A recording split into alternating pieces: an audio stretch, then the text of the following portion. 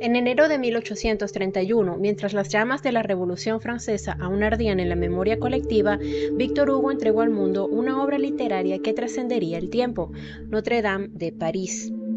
Esta novela, que se erige como un monumento literario, no solo narra la historia de una catedral, sino que también teje una trama que refleja las pasiones y convulsiones de una sociedad en transformación.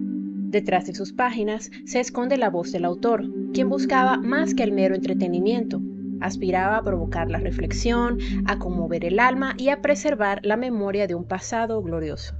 En medio de la agitación política y social de su tiempo, Víctor Hugo encontró en la Catedral de Notre Dame no solo un símbolo arquitectónico, sino también un testigo silencioso de la historia de Francia.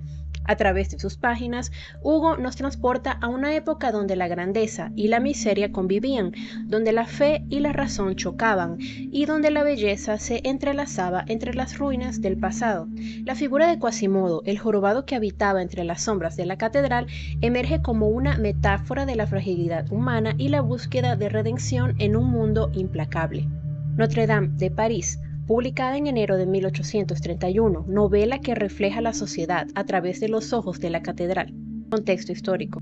En 1830, mientras Víctor Hugo plasmaba las primeras palabras de su novela, las calles de París se llenaban de fervor revolucionario. El derrocamiento del rey Carlos X marcaba el inicio de una nueva era, donde los clamores de la innovación y el orden resonaban en todos los rincones de la sociedad.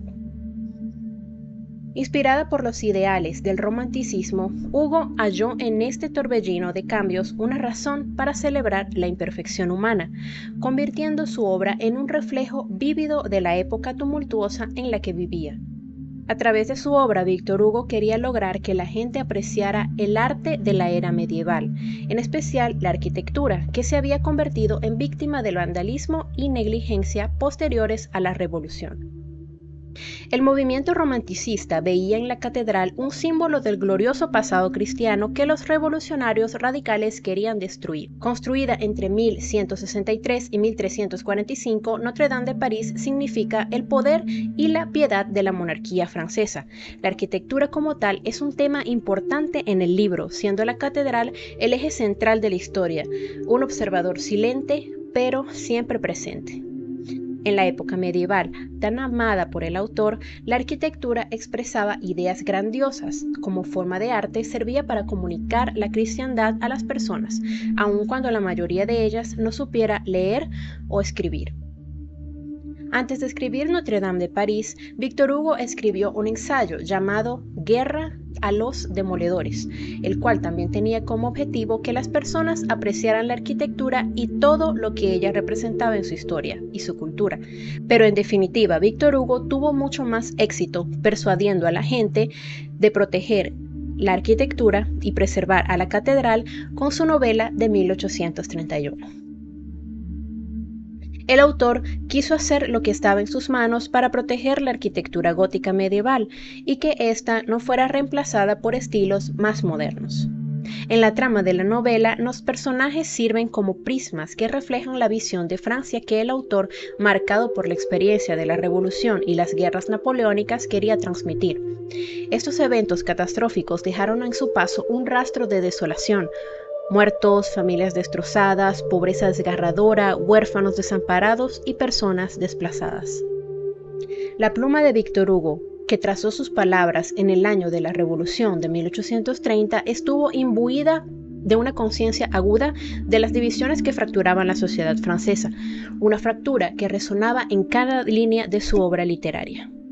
El origen del personaje de Quasimodo. Aunque por mucho tiempo se pensó que Quasimodo era una creación de la maravillosa mente de Víctor Hugo, no fue hasta principios de este siglo que la Galería de Tate de Londres dio a conocer un archivo perteneciente a su acervo, unos documentos que por primera vez revelaban que en la época de Víctor Hugo hubo un hombre jorobado que trabajó en la Catedral de Notre Dame.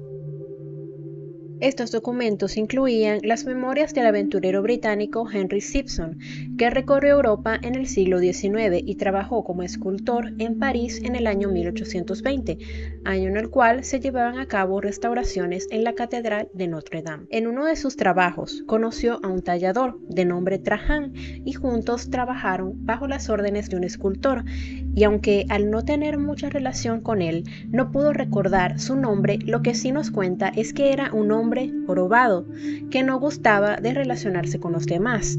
Pero entonces surge una pregunta: ¿cómo pudo Víctor Hugo conocer a esta persona? En 1820, posterior a la Revolución Francesa, la catedral sufrió muchos daños, por lo cual fue necesario un proyecto de restauración, y una de las personas interesadas en participar en él fue precisamente Víctor Hugo, el cual, junto a un notable grupo, pretendía que el estilo fuera lo más cercano al gótico. De acuerdo a los historiadores, los escultores, talladores y albañiles que describió Simpson habitaban en un taller en una habitación anexa a la Escuela de Bellas Artes, situada en el sexto distrito de París, donde Víctor Hugo vivió en aquella época.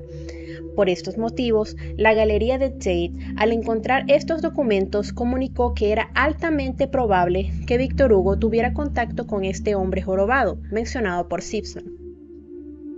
Su impacto social e histórico. Al poco tiempo de ser publicada la novela, ya era un éxito absoluto, lo cual incentivó a la población a exigir trabajos de restauración a la catedral. En 1845, el arquitecto Eugene Viollet Boilet comenzó el proyecto, el cual le tomó 25 años, para llevar a la catedral a una nueva dirección dentro del romanticismo. Con ayuda de su colega Jean-Baptiste Antoine, añadió ornamentos y estatuas a la catedral.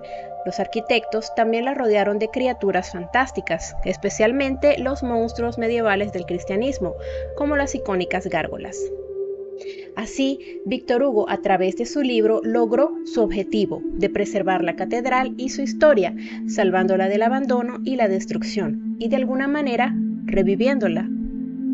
Al cerrar las páginas de Notre Dame de París, nos encontramos con más que una historia bien contada. Nos enfrentamos a un espejo de nuestra propia condición humana. A través de la mirada de Víctor Hugo, somos testigos de la grandeza y la decadencia de una sociedad en constante evolución, y nos enfrentamos a la pregunta eterna sobre el papel del arte y la memoria en la construcción de nuestra identidad. En un mundo donde el cambio es inevitable, quizás sea en las piedras centenarias de una catedral donde encontremos la clave para entender quiénes somos y hacia dónde vamos.